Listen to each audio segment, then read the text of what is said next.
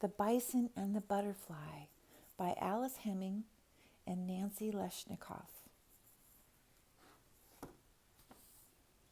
Early on a spring morning, a sturdy bison stood by her herd in an ancient woodland.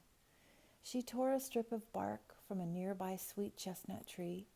As she chewed, the sun shone brightly on her hump, and the light wind ruffled her shaggy fur. Bison looked up at the patches of sky between the trees, then back down at her hooves. "Everything is perfect," she said to herself. "The sky is blue, the clouds are white and fluffy. I roam where I choose, and I'm surrounded by food. So why don't I feel happy?" She sighed a great big sigh. Oh. To her surprise, an answer floated down from high up in the treetops. "Maybe you need a friend." A friend? Bison looked up, surprised. The trees had never spoken to her before. But then she heard a peck, peck, peck. She saw a woodpecker. "What's a friend?" said the bison. "A friend is someone to share a perfect day with." "I like the sound of that. Someone to trample through the woods with," cried Bison. "Yes, someone to have fun with, someone who helps you, and you help them," explained Woodpecker. "But I'm just big and hairy. I don't help anyone. Who'd want to be friends with me?" "You might be surprised," said the Woodpecker. "You already helped me find my breakfast." "I did? But I only just met you." "You like to strip the wood from the trees, don't you?" "Yes, it's delicious." "Well, your bark stripping creates dead wood, which attracts insects, which means I get my tasty breakfast larvae." "Breakfast larvae?" The bison shook her giant head. "I think I'd prefer sweet chestnut bark." Bison thought for a moment. "Woodpecker, would you like to trample through the woods with me?" "That's a kind offer, but I'm happiest up here in the treetops. Maybe you should look for a friend down there." "Look for a friend? How do I do that?" "Just do whatever you normally do." "Good idea," said Bison, and she trampled off through the ferns.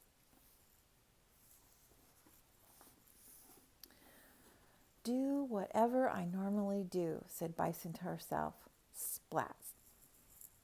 "Excuse me," cried a small voice from below. It was a small and shiny creature. "Oh no, I'm trying to find a friend, and I go do that. I'm so sorry, Mrs. Whatever you are." "Dung beetle," said the creature proudly, "and there's no need to apologize. I was just worried that you were going to step on me. I love dung. I love to eat it and tunnel into it. I may even move it and lay my eggs here." "In my dung?" "Yes. Yours is some of the best, nice and deep with lots of fiber." "Oh," Bison thought. Larvae sounded bad enough, but she was glad to hear her dung had been helpful. "Dung beetle, would you like to trample through the woods with me?" "That is a kind offer, but I'm going to dig down deep while it's fresh. Please do come back next time you need to go." Bison was a little happier. She still hadn't made a special friend, but she'd met some very interesting creatures. She was feeling a little itchy and hot, so she found a nice dry patch of ground and rolled around in the dust until she felt better. As she stood up, something caught her eye, a pretty scaly creature with a striped pattern. A lizard!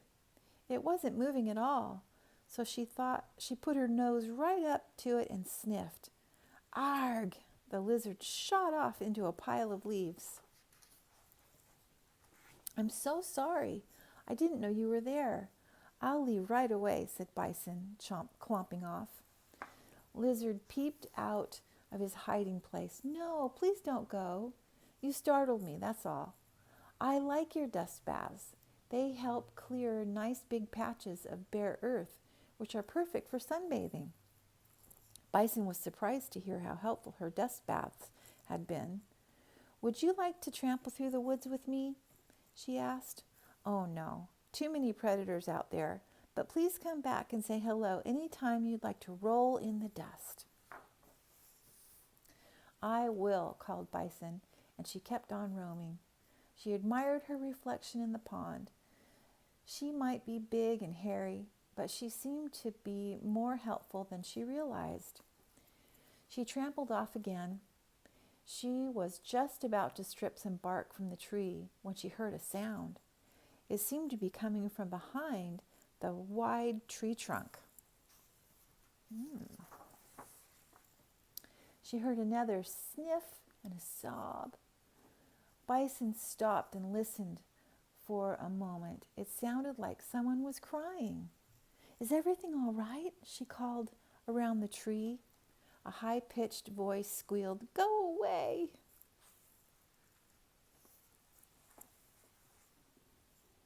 Bison nearly did go away. She nearly stomped straight back to her dust bath, but there was something about that voice that made her stay. The voice wasn't angry. It was a little bit sad. It sounds like you need a friend, said Bison. There was a pause. Then another sniff. When the voice came again, it was smaller and quieter. I'm new here and I don't have any friends. Bison had a happy thought that made her heart feel light. Do you like trampling through the woods with the sun on your back? No, came the voice, and Bison's heart sank again. But I do like flying through the woods with the sun on my wings. Bison's heart lifted.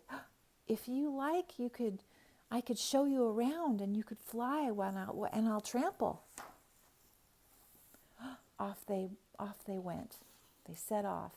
Bison grazed and stomped and rubbed against the trees, helping light spill onto the forest floor. Butterfly flooded through the cow wheat flowers and glided past Bison's leg, making Bison's laugh. As the sun began to set over the woodland, they neared a familiar cluster of trees. Butterfly drew back a little, wings trembling. I hear a strange sound. Bison tipped her head to one side and listened. I think it's laughter. Together, they made their way into the clearing that Bison knew well. There was her herd, a lizard, a dung beetle, and a woodpecker, all waiting for them, and all with a special thing to say, thank you.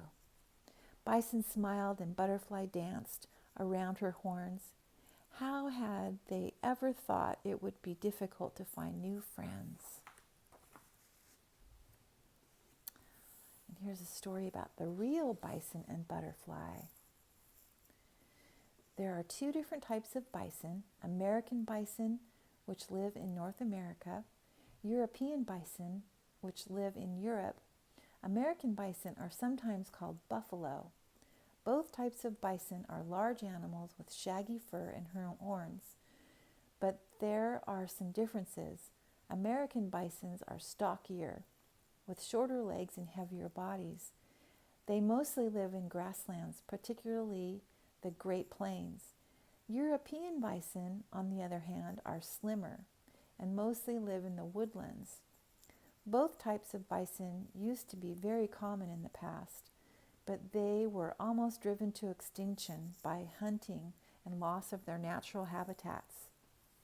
Bison in America and Europe are examples of keystone species, meaning that their natural behaviors play a big role in shaping the environment around them, helping other animals and plants flourish.